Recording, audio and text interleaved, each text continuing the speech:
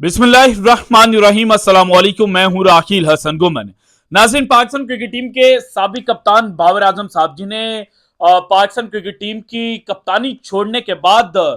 जनाब दौरा न्यूजीलैंड के ऊपर ये खबर दी गई थी पाकिस्तान क्रिकेट बोर्ड की पुरानी मैनेजमेंट की जानिब से कि आप टी20 क्रिकेट में अब पाकिस्तान टीम के लिए बतौर ओपनर नहीं खेलेंगे और अगर आप पाकिस्तान को रिप्रेजेंट करना चाहते हैं टी20 क्रिकेट के अंदर तो फिर आपको वन डाउन पोजीशन के ऊपर बैटिंग करनी पड़ेगी, क्योंकि जो नई टीम तरतीब दी जा रही है उसमें एज एन ओपनर आपकी जगह नहीं बनती। और फिर जनाब कुछ मखसूस साफी जो जनाब उस वक्त की जो मैनेजमेंट की लाइन को पकड़ते थे उन्होंने ये कहना शुरू कर दिया था कि जनाब बाबर आजम जो है वो टी20 क्रिकेट में अब डन एंड डस्टेड हो जाएंगे, क्योंकि बाबर आजम ऊपर जनाब बैटिंग के लिए जाते थे और बतौर ओपनर वो जनाब इनिशियल गेंदे खेलते थे और इनिशियल गेंदे खेलने के बाद वो जनाब बॉल को मिडल करना शुरू करते थे। और जब Babar Azam one down position के ऊपर आएंगे तो बाबर आजम जो हैं उनको जनाब ज्यादा स्टे क्रीज के ऊपर नहीं मिलेगा और चूंकि जो फील्डिंग है वो भी दायरे से बाहर जा चुकी होगी तो बाबर आजम को इजी फोर्स जो है वो भी नहीं मिलेंगे। सो बाबर आजम का स्ट्राइक रेट डाउन होगा, बाबर आजम जनाब जल्दी आउट हो जाएंगे, बाबर आजम रन नहीं कर पाएंगे और अल्टीमेटली बाबर आजम जो है उनको टी20 टीम से साइडलाइन कर दिया जाएगा। लेकिन फिर कुदरत का निजाम देखें कि वो बाबर आजम जिसे गिराने के लिए और जिसे टी20 क्रिकेट से साइडलाइन करने के लिए पुरानी मैनेजमेंट ने जनाब मखसूस साफियों के थ्रू मुख्तलिफ प्रोपेगेंडा किए थे, बाद में यही बाबर आजम जो है ये उसी सीरीज में पाकिस्तान की जो बची कुची इज्जत है उसको बचाते हैं। और जब वन डाउन पोजीशन के ऊपर बाबर आजम को बैटिंग करने का कहा गया तो फिर बाबर आजम ने जनाब पहले टी20 मैच के अंदर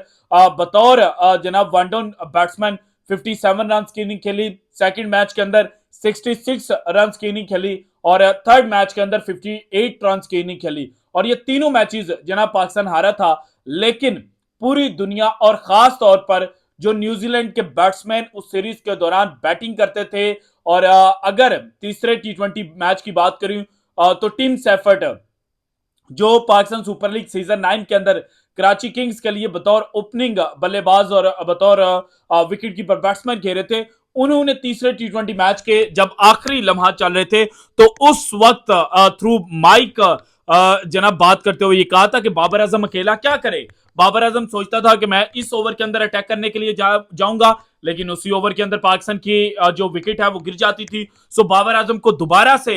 जनाब जो प्लान है उसको रिकॉन्स्टिट्यूट करना पड़ता था और फिर जनाब अब जब पाकिस्तान सुपर लीग सीजन 9 खेला जा रहा है तो इसमें जहां पर बाबर आजम ने जनाब अब तक 9 इनिंग्स के अंदर बैटिंग करके 498 रन स्कोर किए हैं, वहीं पर बाबर आजम और साइम अयूब की जो ओपनिंग जोड़ी है जो उसने स्टार्ट प्रोवाइड किया है पिशावर जल्मी को डिफरेंट मैचेस के अंदर और पिशावर जल्मी अल्टीमेटली उस स्टार्ट की वजह से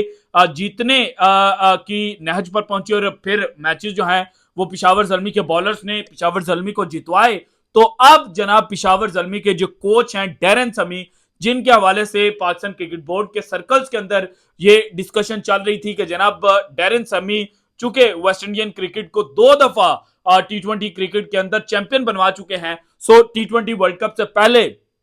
डैरेन समी जो हैं उन्हें पाकिस्तान क्रिकेट टीम का जनाब व्हाइट बॉल फॉर्मेट का कोच जो है वो अपॉइंट कर दिया जाए। सो उसी डैरेन समी ने अब ये स्टेटमेंट दी है कि इस पीएसएल का जो बेहतरीन ओपनिंग जोड़ी है वो बाबर आजम और साइम अयूब की है और अगर डैरेन समी की स्टेटमेंट को और बाबर आजम और साइम अयूब की जो 9 मैचेस के अंदर परफॉर्मेंस है उसको देखा जाए तो पहला मैच जनाब खेला था पिशावर जल्मी ने क्वेटा ग्लैडिएटर्स के खिलाफ और इस मैच में जो ओपनिंग जोड़ी थी उन्होंने 91 रन जनाब स्कोर किए थे और पहला खिलाड़ी जो आउट हुआ था वो साइम अयूब था और अनफॉर्चुनेटली ये मैच क्वेटा ग्लैडिएटर जो है वो पिशावर जल्मी से जीत गया था। यानी कि इतना अच्छा आगाज प्रोवाइड करने के बावजूद जो पिशावर जल्मी है वो ये मैच नहीं जीत पाया था। देन सेकंड मैच में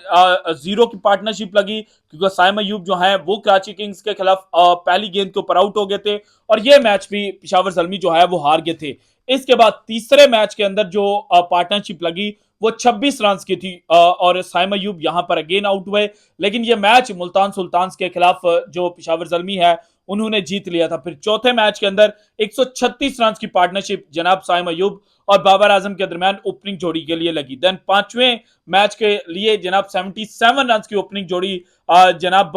हुई। देन छठा मैच जिसमें बाबर आजम रन आउट हुए थे, एक रन के ऊपर ये ओपनिंग जोड़ी जो है वो टूट गई थी। देन सातवां मैच, इसमें 84 रन की ओपनिंग जोड़ी जो है वो लगी। देन एट्थ मैच के अंदर 46 रन की ओपनिंग जोड़ी लगी। और देन लास्ट मैच जो पेशावर जल्मी ने कराची किंग्स से जीता, ये मैच जो है इसमें भी 55 रन की जो ओपनिंग स्टैंड था वो जनाब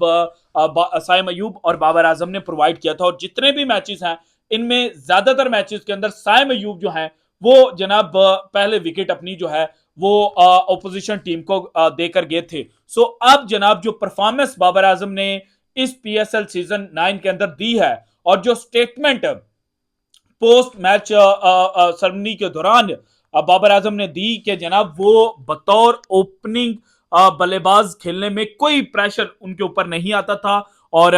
अगर उनकी उस स्टेटमेंट को बिगर पिक्चर के ऊपर देखा जाए तो फिर यही नजर आता है कि जनाब बाबर आजम जो है वो जनाब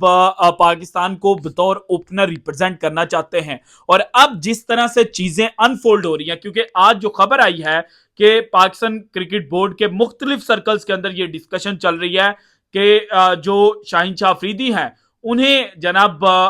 T20 टीम की कप्तानी से साइडलाइन कर दिया जाए। और जो दो नाम सामने आए उसमें एक नाम है रिजवान का और दूसरा नाम है बाबर आजम का। सो अगर रिजवान को कप्तान अपॉइंट किया जाता है तो फिर भी बाबर आजम की बतौर ओपनर T20 टीम के अंदर वापसी हो सकती है। और इसके अलावा अगर Babar Azam as an captain आते हैं तो फिर बाबर आजम तो खुद को जनाब किसी भी पोजीशन के ऊपर खिला सकते हैं। लेकिन अगर ये दोनों खिलाड़ी जनाब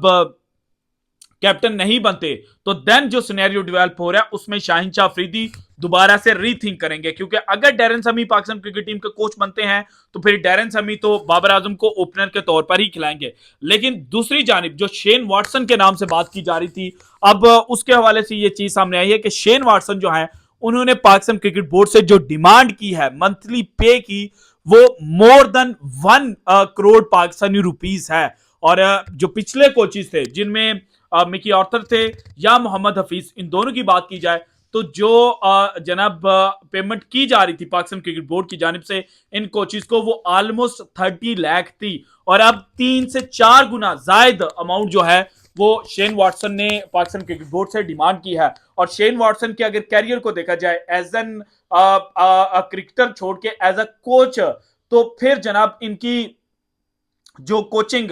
एक्सपीरियंस है जो सीवी के ऊपर लिखा गया है कि इन्होंने एमसीएल मेजर क्रिकेट लीग जो यूएसए के अंदर 2023 में खेली गई थी, इसमें सैन फ्रांसिस्को यूनिकॉर्न्स के हेड कोच के तौर पर जनाब इन्होंने फ्राइज सर अंजाम दिए थे। और ये टीम 6 में से जो 6 टीमें थी उनमें से चौथे टेबल के ऊपर आई थी और 5 में से सिर्फ 2 मैचेस इस टीम ने जीते थे और 3 मैचेस इन्होंने हारे थे। इसके अलावा दिल्ली कैपिटल्स जिनके लिए असिस्टेंट कोच के लिए जनाब ये अफराज सर अंजाम दे चुके हैं। 2022 इनका पहला जनाब दिल्ली कैपिटल्स के साथ सीजन था और इस सीजन में दिल्ली कैपिटल्स जो है वो 5वें नंबर के ऊपर पॉइंट्स टेबल के ऊपर आई थी, प्लेऑफ के लिए क्वालिफाई नहीं कर पाई थी आईपीएल के अंदर। और देन जनाब जो लास्ट सीजन 2023 का सीजन था उसमें जनाब 9वें नंबर के ऊपर ये टीम आई थी और 14 में से सिर्फ 5 मैचेस दिल्ली कैपिटल्स जीत पाई थी। सो ऑल इन ऑल जो जनाब डिमांड शेन वाटसन की जानिब से की गई है वो इतनी ज्यादा हाई है कि अगर उनकी परफॉर्मेंस एज अ कोच उसको एनालाइज किया जाए तो फिर कहीं भी जनाब जो इनकी डिमांड है वो इनके एक्सपीरियंस को मीट करती हुई नजर नहीं आ रही। और एक्सपेक्टेशंस इनसे रखी जा सकती हैं कि ये गोरे कोच हैं, इनका कल्चर एक डिफरेंट है, लेकिन अगर इनकी कोचिंग एक्सपीरियंस को देखा जाए तो उसमें अभी तक जिन टीमों के साथ शेन वाटसन ने काम किया है उन टीमों को शेन वाटसन जो एक बड़ी कामयाबी है वो नहीं दिलवा सके। जबकि डैरेन समी जो हैं वो वेस्ट इंडीज के लिए भी व्हाइट बॉल फॉर्मेट के कोच हैं और इसके अलावा पेशावर जल्मी को भी कोच वो कर चुके हैं। सो इसलिए जो जनाब डैरेन समी हैं उनको सीपीएल में जो उनका कोचिंग एक्सपीरियंस है उसकी बिना पर और पीएसएल के दौरान जो कोचिंग एक्सपीरियंस है उसकी बिना पर पाकिस्तान टीम के कोचिंग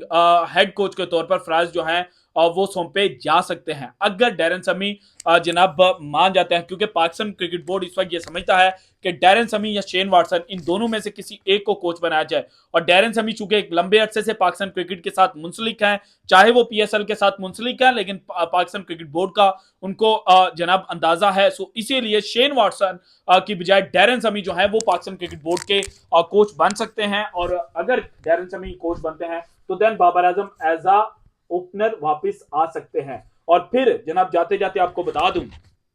कि वसीम अकरम उन्होंने जनाब पाकिस्तान क्रिकेट टीम का जो मिडल ऑर्डर का एक प्रॉब्लम है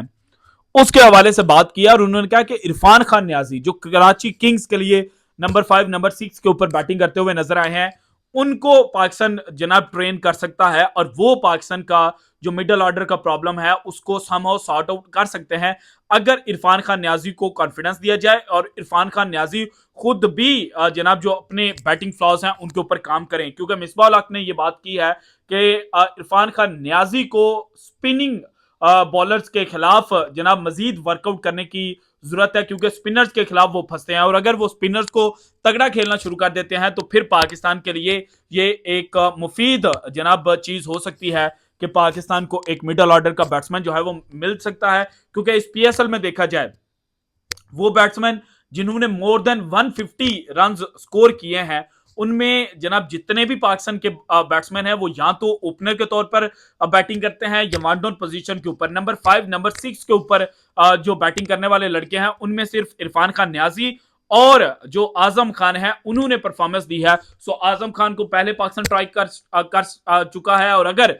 जनाब आजम खान का फिटनेस मसाइल की वजह से उनको टीम के अंदर इंक्लूड नहीं किया जाता तो फिर आजम खान की तरफ पाकिस्तान देख सकता है, क्योंकि सॉरी इरफान खान न्याजी की तरफ पाकिस्तान देख सकता है, क्योंकि इरफान खान न्याजी जो है वो डोमेस्टिक के अंदर निचले नंबरों के ऊपर बैटिंग करते हैं और निचले नंबरों के ऊपर वो परफॉर्मेंस दे चुके हैं। और इस साल भी कराची किंग्स के लिए जो सेकंड हाईएस्ट रन स्कोरर हैं कैरन पोलार्ड के बाद वो जनाब इरफान खान न्याजी ही हैं और मोर देन 140 के स्ट्राइक रेट के साथ ये पीएसएल सीजन 9 के अंदर बैटिंग कर चुके हैं। So this is it from today's episode. अगर आपको वीडियो पसंद है तो लाइक कीजिएगा, ज्यादा से ज्यादा शेयर कीजिएगा, अपनी कीमती राय का इजहार लाजमी कीजिएगा और अगर आपने अब तक चैनल को सब्सक्राइब नहीं किया तो कर दें। शुक्रिया, अल्लाह हाफिज।